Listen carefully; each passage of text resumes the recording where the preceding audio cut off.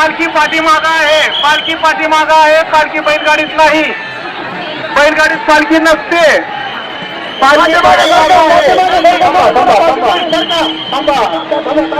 पालखीवरती कुठलेही पदार्थ फेकून मारू नका. थोडे नैवेद्य राखा.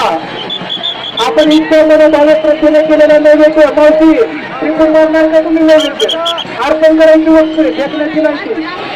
त्याचं थोडं पावित्र्य राखा. तोच नैवेद्य पायाखाली तुडवला जातो. आता तुम्ही फेकून मारणार आणि बाकीचे तुडवत जातात.